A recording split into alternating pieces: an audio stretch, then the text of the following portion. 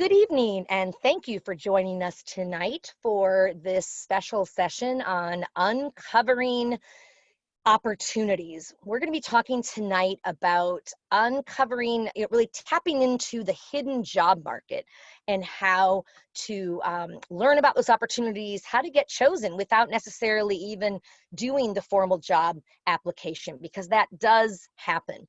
My name is Jody Hammer, and I'm the Career Services Specialist here at the National Peace Corps Association. I work within the Global Reentry Program, which provides career and transitional assistance to RPCVs and evacuees alike. So I really appreciate you joining me here tonight, and I look forward to covering this topic. And I do have some slides to share, but I will also be asking for questions throughout, and certainly I'll have adequate time at the end. I should have adequate time to take additional questions.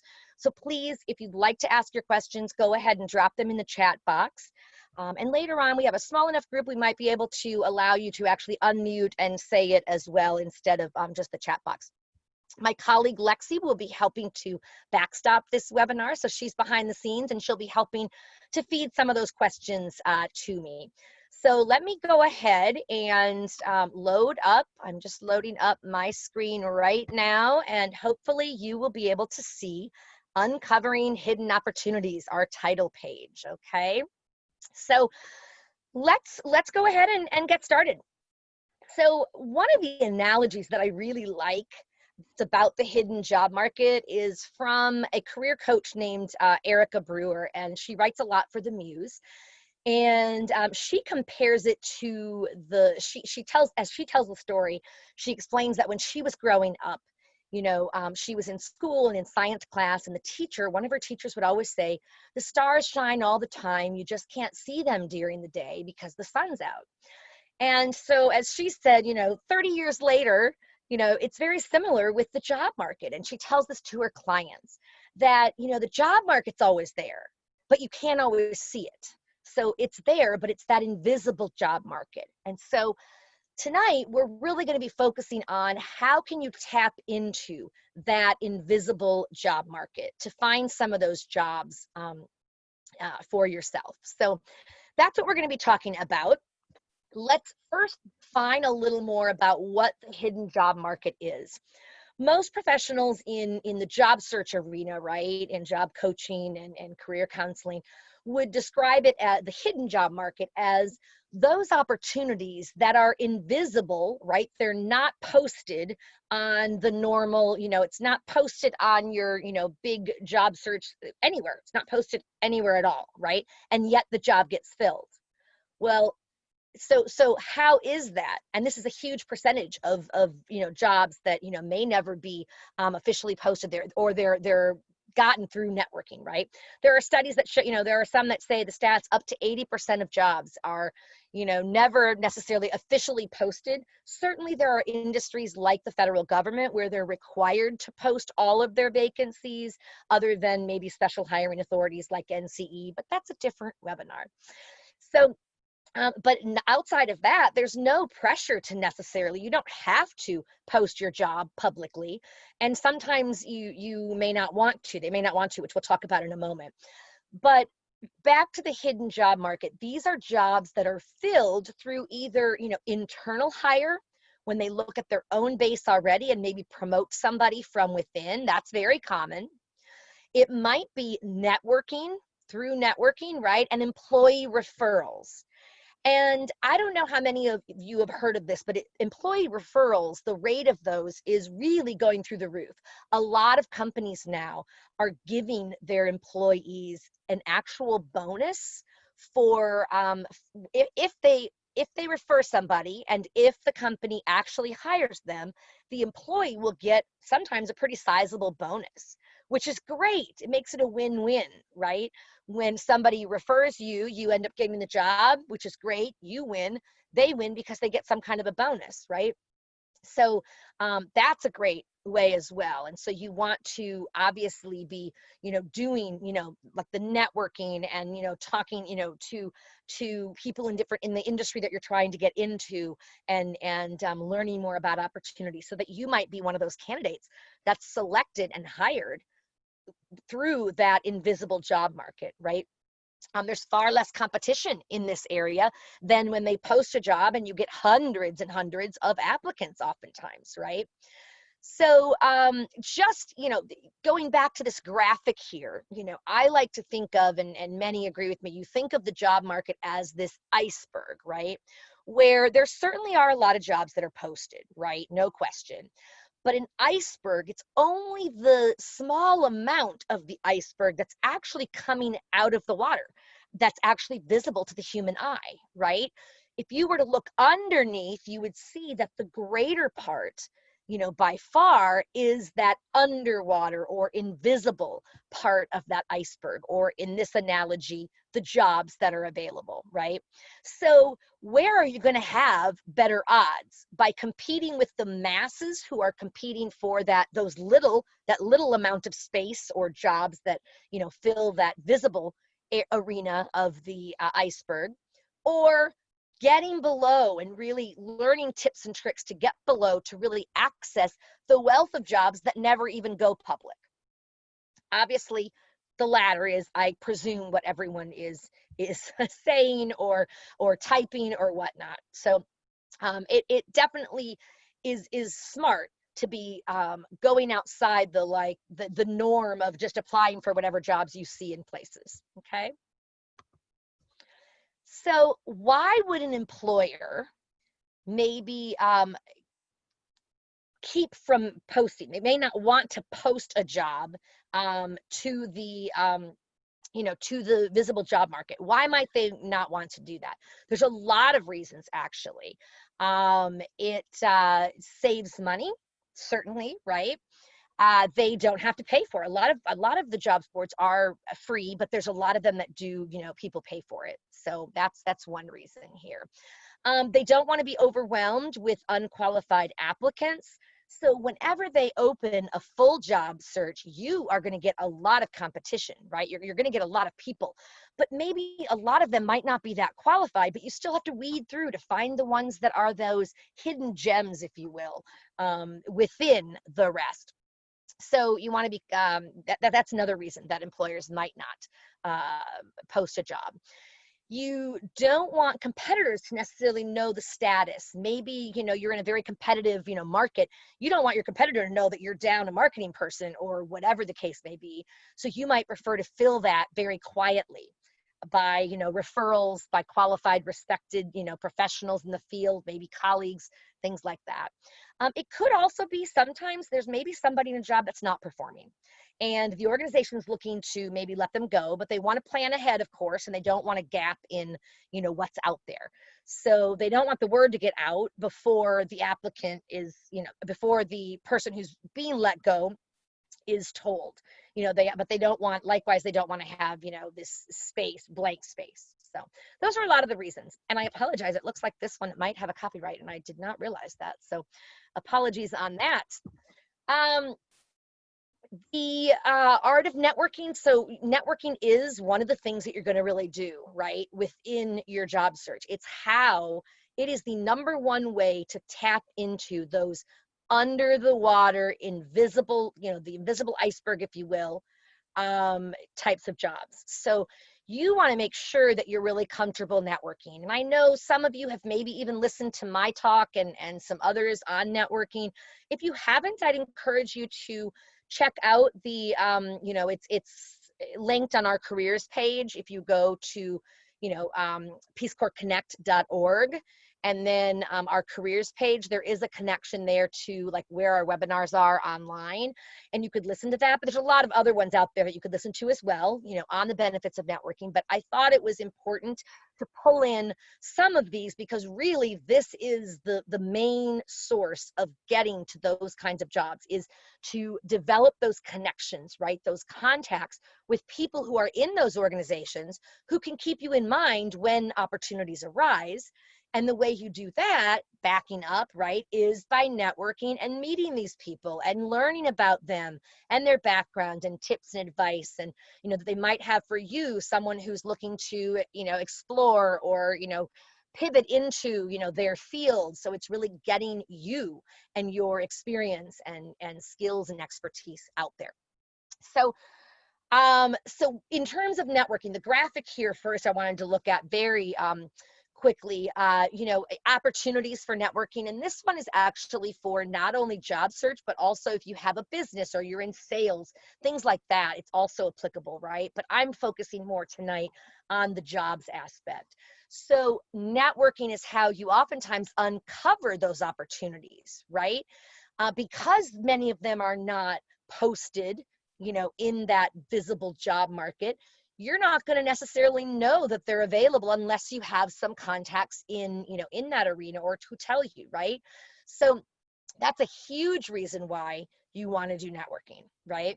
It also gives you, it gets you out there to connect with other people, right? And so, in this case, giving that, exposure, it's exposure for you, your product, which for the job search is yourself, right?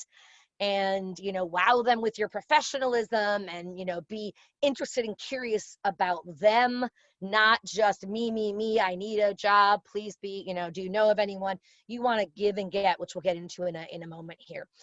But it's also, having you, oftentimes you're networking at, let's just back up and say pre-COVID, and let's just look forward to post-COVID times, where you might be actually going to networking events where there are like-minded people from the industry, maybe, or sector, right, that you're interested in working with, where you can, they might come together for whether it's conferences or certain, organizations host, talks and things like that. So you want to connect with and really get involved with those kinds of things too. So those are all benefits of networking, right? But in terms of tapping into that invisible network, I want to add a couple things here, such as, changing your networking strategy, right? Making it very much a part of, who you are and your habit, right? So like doing it just as a, not just, oh, I see this job here, I'm going to have to network and try to develop some context there. That's sometimes hard because it can take time, right? If you've thought ahead to the organizations that you're interested in working for, and you've done career chats, which we'll get to at the end. I've added a couple of my slides from that webinar as well to chat about. But if you've done that in advance and you've already had, this contact, and you've stayed in touch, and you've been able to maybe share things with them, they share things with you every once in a while, so that they remember you when those openings arise. They remember. It's like, oh yes, I should tell Steve about this. We just had or a couple months ago. Let me see if he's still looking. So it's very important, right? Stay in touch with the people you connect with. Far too many people network incorrectly. And so they do these great career chats where they find somebody who, they works in the field they're interested in. They agree very graciously to do an informational interview, or as I prefer to call it, a career chat. And you sit down and you have this great conversation, you exchange some information, you get some great ideas, and you leave. And yes, I hope that everyone does at least the thank you note, right? But you really should be doing more than just a thank you note. You do the thank you note that's really, heartfelt, and you so appreciate whatever. And then you, and the onus is on you, stay in touch. Not in an annoying way where you're always connecting with them every week and like, hey, did you hear anything? Did you hear anything? But rather, you might share with them, and this kind of goes to the second bullet here. It's that give and take. So look at networking as mutually beneficial. This is not just them helping you as you're the poor job seeker that needs these leads. No, it's you're connecting with like-minded professionals in the industry you're interested in, that kind of thing, right? And you're going to stay in touch, of course, and you can actually send them some things. Maybe you found out they were passionate about a certain area, personally or professionally, right? It could be monitoring and evaluation, which is what I give a lot as the example, M&E, right? And a month or two later, you come across this awesome article that's a new approach to M&E, and it reminds you of them.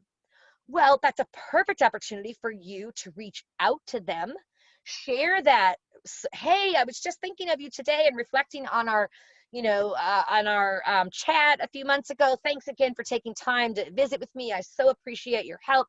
I saw this and this article, and it reminded me of our chat when you shared how passionate you are about M&E. Thought you might enjoy it.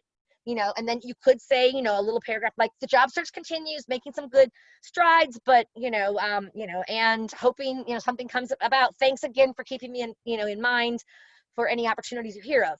Right? So you're very able to like not just reach out and say, hey, I wanted to reach out to you and ask you if you're still keeping me in mind, or please keep me in mind.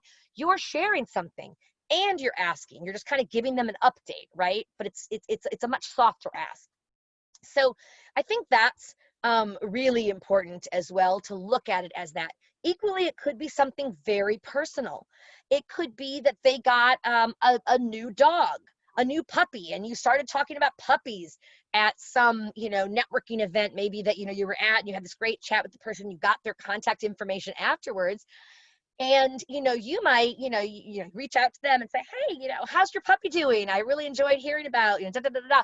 I'm sharing with you this guide that I found super helpful, or, you know, that I found online that looks like it might be, you know, great as a source, whatever. So you're thinking of them. You're putting something out there, giving of yourself, right? And knowledge, or maybe a resource that you've come across, or something that you think they would enjoy because of whatever they've shared. And so it's a much better way, I think, of putting yourself really on the same page, if you will, right?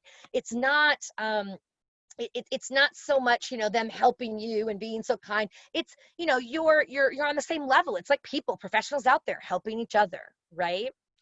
So great. So let me just stop for a moment right here.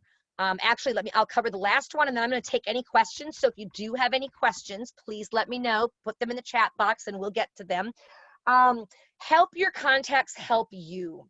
One of the worst things you can do when you're networking and you finally score this informational interview, or as I like to call it, a career chat, is to go in and be like, you don't have any, you're like, so what do you do? What's your job? Like, you can find that out a lot by looking at their LinkedIn profile, looking online, doing some research, so that you're more grounded in who they are as a professional, not only about this job, but a little bit before, and not in a stalking way where you're like, I know at the age of 6 you moved from, no, but you know, just saying, you know, well, first thanking him, thank you so much for taking some time to meet with me. I really appreciated the referral from, you know, Dan Smith, whoever, you know, whoever referred you to them, so that they're like, oh yeah, that's right. Dan, how is Dan doing?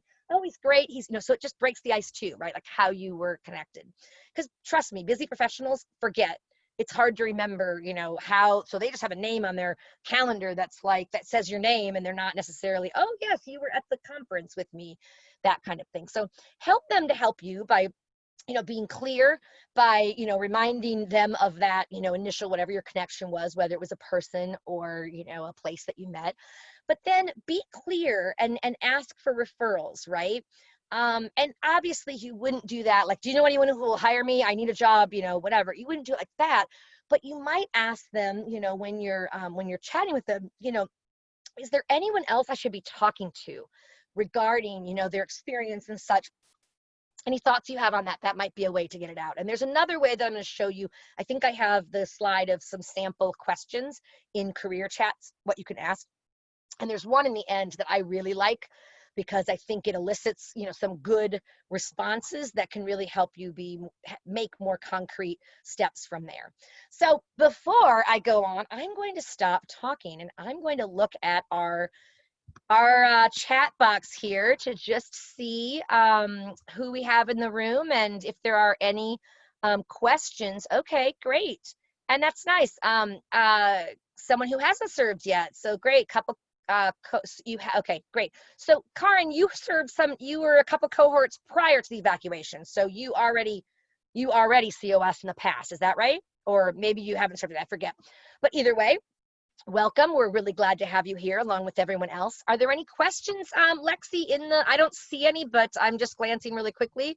So if there are any questions so far that you have on any of the content that I've shared, this is the time. If you prefer, you can certainly put them in the chat box, your questions.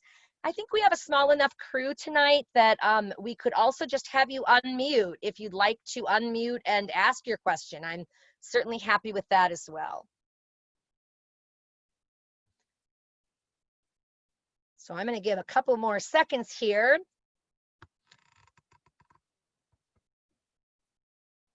All right. Well, I don't see anything else coming in, so I'm going to go ahead and go to the next one, and then we'll have plenty of time at the end. Like I said, there aren't as many slides for this one. It's more talking and just where you can hear this information. So where you can find those jobs. So uncovering hidden opportunities, right? Certainly expanding your network. We've talked about that. We're going to talk about a little bit more about the networking process with career chats and such on a slide that I dumped in. These are 2 slides that I actually put in from another a networking event and informational interviews and such, because they are, I think, very important in terms of this, how you uncover hidden opportunities. So building your reputation is another one. And this has to do with, I mean, joining groups that are maybe of interest to you or in the field that you're trying to get into, right? You might post an article that you find to that group that gets your name out there. And it also just, it gets you seen as more professional, and you're just in the know, right? There's going to be a lot of members to whatever group you're in, but not everyone is posting or doing some things. Don't do it too much, because too much can be as bad as not at all, right? It can kind of be worse in many ways. So you don't want to post all the time, but when there's something worth posting, absolutely, right? So you can also build your reputation when you expand your network and you follow up, like I was saying, with these things that might be helpful for them. That's you offering assistance and putting yourself as more of a professional, as more of an expert, if you will, right? So do those kinds of things. That's, I think, really important, right? If there are opportunities for you to, maybe in your current job, if you are employed, or in a job that you're going to get or whatever, maybe the job is not your ideal end all be all, right? Many times you get a job and then you work your way up, right? But there oftentimes are opportunities to step into special roles. Like maybe it's, do you want to be on the committee to put together our annual conference, or things like that, that can really, they can increase your your knowledge, your experience doing certain things, so that when you go for different jobs, you have those experiences you can talk about in those behavioral questions that you're going to be asked generally. And so project management, things like that, where you can maybe use those skills in, when you're doing this conference. But it also increases your visibility, right, in the organization. Oftentimes you have larger organizations, but when you're stepping into a role that's maybe a temporary role, but it's to put on some big conference, you're going to be right up there with the rest. And so that, it just raises your profile. And we talk a lot about, right, the hidden opportunities and how they're filled. As I said earlier, one of the ways was through internal hire.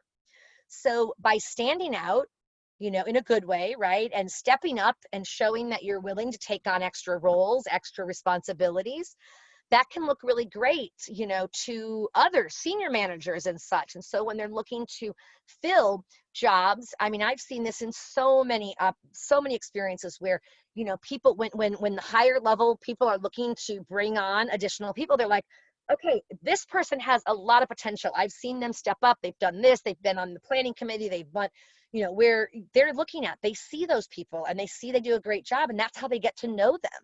And so then they can keep them in mind for these other, internal opportunities, or even external.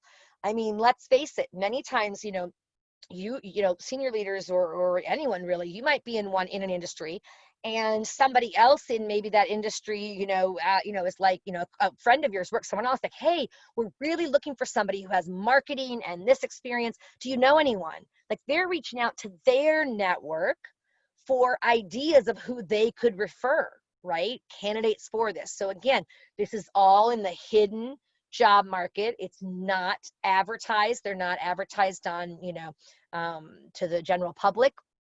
So that's how it works, right? Grow and learn is the third one that you definitely want to think about as well. And this has to do with, professional development.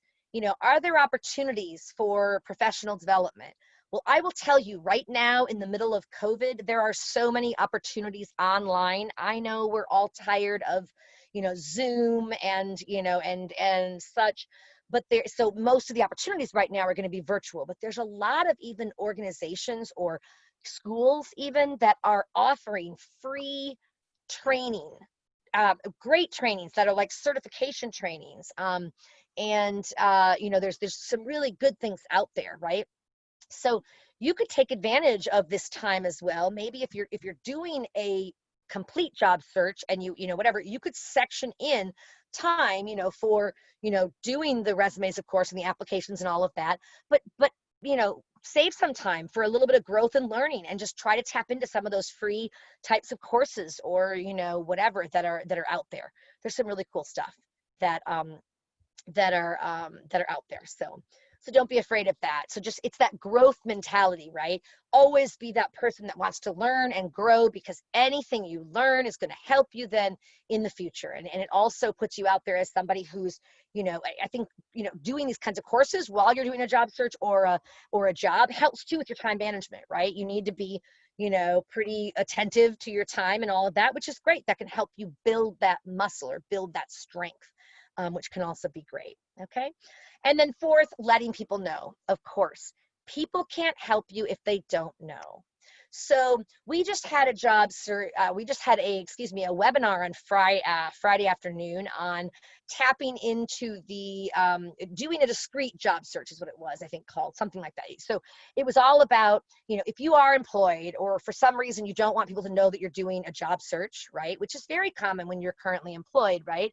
How do you conduct an effective job search, and what can you do to protect yourself to make sure you're not going to like get out there in the masses, like, the LinkedIn profile changes where, whatever, that goes to everyone, and then everyone suddenly knows you're doing a job search. So, but there are ways to work around that. So with, you want to let people know, if you're a job seeker and you're not employed right now, you don't really have any reason why you have to be concerned about, oh gosh, I've got to be kind of discreet.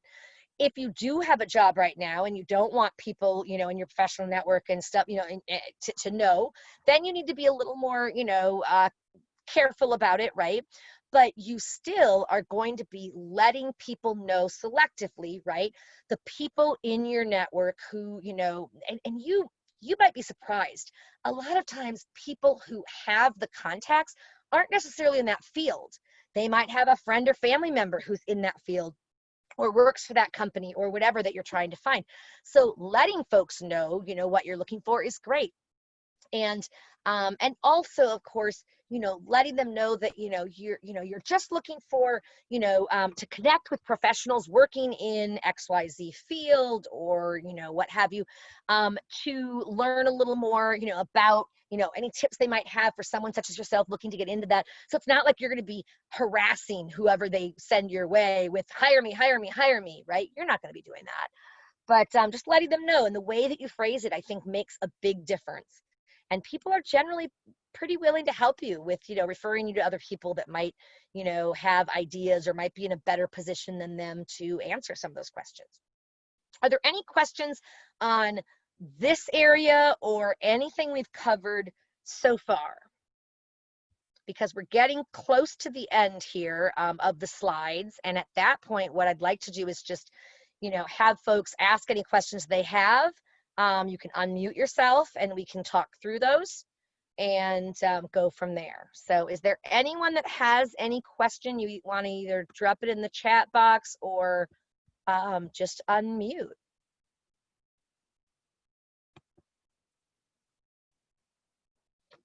Okay, well, while you're coming up with those questions, I'm going to go on and talk a little bit about career chats. This is, like I said, I've done a webinar on informational interviewing if you want more information on that, but I like to call informational interviews career chats. It's just more digestible than informational interview. It just sounds long. It's like, I'd love to help, but I don't have an hour. Well, when you're doing a career chat, you can phrase it something like, I'm looking to connect with professionals working in the field that I'm exploring, wondering if you might have 15, 20 minutes of your time at your convenience to chat a little bit more about, or a little bit about your own experience and any tips or advice you might have for someone such as myself, whatever. You could say it however, right? But something like that, where it's really low bar. It's not difficult. They don't have to do any planning or prep.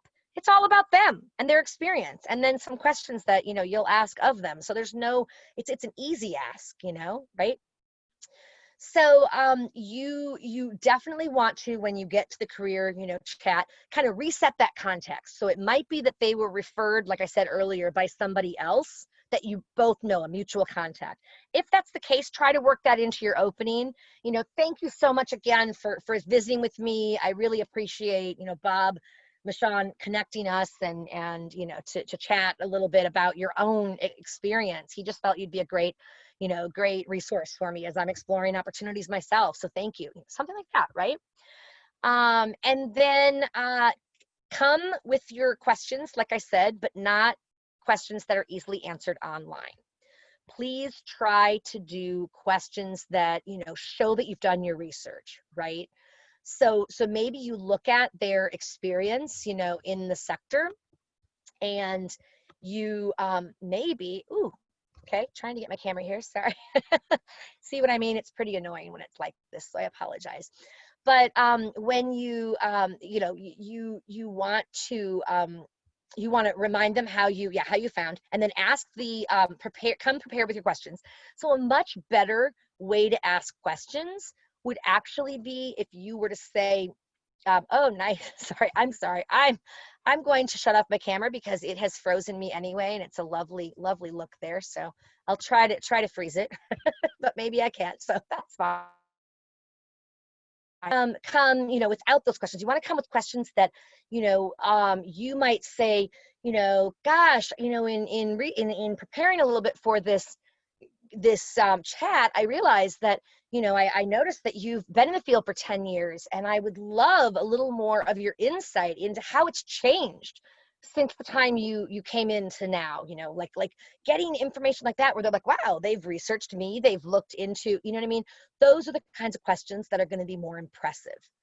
You know, rather than, so what do you do? What's your job? You know, like that. I mean, surely they're going to talk about their job, right? But, you know, and you can even ask them about their job, you know, so you're in the marketing department. Can you tell me a little bit more about the specific responsibilities you have as whatever it is their title is that you obviously would know or be able to get. So just get more of that information, right? But when I say limit it to 15 or 20 minutes, you know, that does go by pretty quickly, right? But it's much more for them. You want to respect that. You don't have to shut it down yet, but you want to at least offer to. So if it gets to be 15 minutes and you're not looking at your watch all the time, because that'll make you look like you're bored, but instead, you know, you might say, you know, as you're writing down a note or something and you just glance over your clock and you notice that it's like, you know, 15 minutes already, you might say something like, wow, I realize that time flies when you're having fun. I'm so enjoying getting more information about you, but I know that I had asked for 15 to 20 minutes, so I completely understand if you need to wrap it up in the next 5 minutes, that's just fine. Chances are, if they don't have another commitment right then, they might be willing to, you know, like, oh, don't worry about it, I don't have anything for another 20 minutes, that's fine, we can go a little longer. Great, then you get even more information, and that's wonderful. But you haven't just, oh, I'm going to ask for 15 minutes, now I'll just take 30, right? But normally they won't have anything scheduled for on the 15 or 20 minute mark, right? So that's, you see, you have a good potential or good probability that they're going to have a little bit of time that they might be able to wiggle room. And then, you know, networking, right? You politely ask for those comments, right? And how you can do that, I have another slide here that has some of the questions, but you can really, you know, ask for their contacts without saying, who else do you know who can get me a job, or who else can I talk to, right? You know, you could say, as some of the, you know, sources will say something like, you know, you might be able to, you know, say, wow, you know, who else should I be chatting with? Who else should I be connecting with to hear their story and what, you know what I mean? You could say it like that. You could also, I'm going to go ahead to another way that you might say it when you're, you know, when you're wrapping up in the end. You know, I like to put them in the, like, if you were in my position, like this number 2 question asked, right? If you were in my position looking to pursue employment in this field, who are the 2 or 3 people or organizations you would connect with? So all you're asking them is, from their opinion, if they were doing a job search and looking for employment in whatever, like what you're doing, who would they be talking to? The great thing about this question is that allows them to share some of their contacts or people who would be other thought leaders or people who would be very good for you to connect with, right? Chances are they probably know the people that they're putting out or they know of them, right? So your follow-up question to that, when they start saying, and you just write down, in your notebook, in your portfolio, write down what they're saying, who they're saying. Don't stop them. Oh, how do you spell this? No, you just let them go. You want them to go and on a roll, right? So generally, not always, but generally, people will be more, they'll tend to give organizations, not people, right? Which, I can't blame them. That's how people, I think, are in general. They'll, give those organizations that you should connect with. That's great. You listen to them. And then at the end of that, you say something like, wow, this is a really great list. I will definitely follow up on this. Do you think any of those contacts you mentioned, the people you mentioned, might be as gracious as you've been to maybe spend 15, 20 minutes of their time chatting with me about their own experience? That, and that's an easier way. It's a softer way to ask, right? Chances are they might be, right? And so for them to say, well, yeah, I think Cindy would talk to you about, sure, let me connect you, and what, and go from there. Like, that's great, right? So we have one new message here, and I want to see if it is a it's a suggestion. Great. Karen shares a suggestion: how to title emails when reaching out for informational contact, how to interest them when, okay. So she wants suggestions on how to, reach out for informational contact, how to interest them when most have, overwhelmed inboxes. Oh, I get it. Absolutely. Don't we all? Yeah. So I think a lot of times, I recommend a lot of times people do it, try on LinkedIn. Because on LinkedIn, well, it depends. Okay, so if you were referred to them by somebody else, like another person, you could put in the subject line referred by, and that person's name, or something, put that person's name in that subject line, so they see that. That's going to get them to pay attention to it more, right? So I would say, that. But also, when you do a LinkedIn connection, right, you do a people search, like sometimes you're referred by somebody, and then, you want to connect with them maybe on LinkedIn. And if you know somebody that referred you, then of course put, I'm writing to you upon the recommendation of Jane Smith, who, a mutual, whatever, It's like somehow refer to that person. And, she indicated you might be an excellent source of information on the whatever field that I'm looking to, connect with. You never want to say she thought you might be, somebody who could get me a job or help me get a job. Like, that's going to be overwhelming. It's not going to go over well, all of that, right? So yeah, so that's what I would say on how to interest them. If it's a cold email, like some people don't check their LinkedIn, we know that, right? So you certainly could do a cold email as well. And for that, I'm just trying to think. I mean, so much of it depends on, if you're doing, if you're wanting to get a career chat out of it, you might put in the subject line, opportunity for 15 to 20-minute career chat, or interested in something, whatever. If you have any connection, put that connection in there, because it's going to increase the likelihood that they're going to open it and read it, right? But when you talk about cold emails, right, where you don't have any contact and you just get their, get their information randomly somewhere, right? You can like on what I like about LinkedIn, if it's a people search that you've done, you can find fellow RPCVs, Return Peace Corps volunteers, right? So you can do that by going to the search bar, and you can show all filters, but the only ones you're going to care about probably right away would be former employer and a current or former employer and current employer, right? Former employer, you're going to put Peace Corps, just Peace Corps, not Peace Corps volunteer, not just Peace Corps, and have it be the, right, the actual, Peace Corps one. Then for current employer, you're going to put whatever the name of, or sector, whatever the name of the company is. And what's great is, I mean, we are 220,000 strong RPCVs, right? Return Peace Corps volunteers. So it's a huge network. So not that everyone is on, and certainly, some are deceased or, maybe retired and not, doing, really this much. But you have a lot of people who are, they're part of your family. They are your Peace Corps family. And I don't know about you, but if anyone comes to me, if people, and they're like, I'd love to hear a little more about what you're, of course, as a Peace Corps volunteer, a fellow Peace Corps volunteer, you want to help them, right? So and especially if you make it easy and it's not hard and you're not going to force them to do all this, whatever work for you.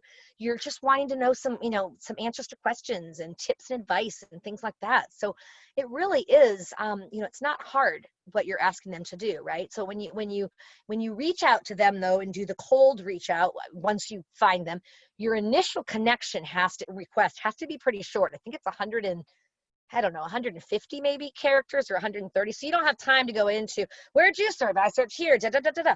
But you could say, hi, or not even hi, I'm a fellow RPCV having served in Ethiopia, da, da, whatever. Would love to connect with you professionally, or I'm new in the whatever area, would love to connect with you professionally. That's it. And they see that, oh, you're an RPCV, great, that's our connection. When I get ones that are random, that don't have any hey, I met you at this, or any kind of a personalized message, I must say, I will admit, I don't even open them, because I don't know if it's some kind of hacker, who knows who this is. And so this is my LinkedIn profile, and so I want to be kind of cautious about that. But yes, you do want to get your number of connections up, so it's good to connect with people, but I would just say do it smartly, right? So that's going to get them to connect with you, right? They're going to hopefully click on when the next time they check it, and don't get upset if you don't hear from them in weeks, because some people don't go into LinkedIn that often, right? But they can connect with you. Once they connect with you, you get a little update, you're now connected or something, right? So then you can shoot off a response to them, and guess what? You're not limited anymore. You're now a connection. So you can say, thanks so much for connecting with me. They did connect with you, right? Now, they didn't initiate it, but they connected with you. So that's true to say. As I mentioned, I served in Ecuador, and I'm, looking to explore opportunities in the whatever field. As part of that, I'm connecting with professionals to hear their own experience and tips or advice. Wondering if you might have 15, 20 minutes of your time at your convenience. Happy to come to you. I mean, if post-COVID, right? That kind of thing. Just making it as easy as possible for them. And that's the way you're gonna, that's how you're gonna get these connections, and then they can reach out to their connections, and all of that. That's how it works, right?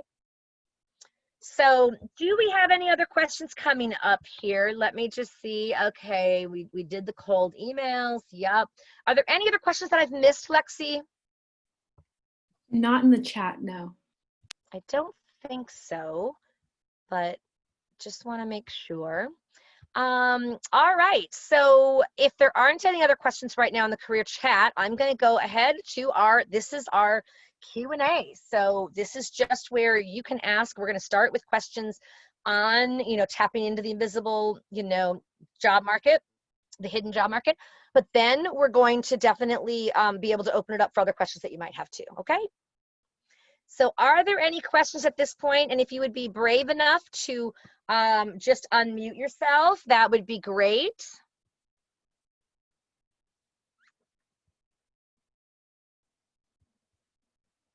If anyone has any questions, my goodness, we've got crickets going here, don't we, Lexi?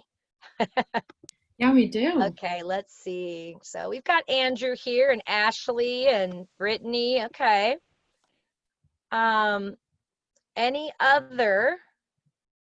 questions come up? Katie, Karen, anyone else?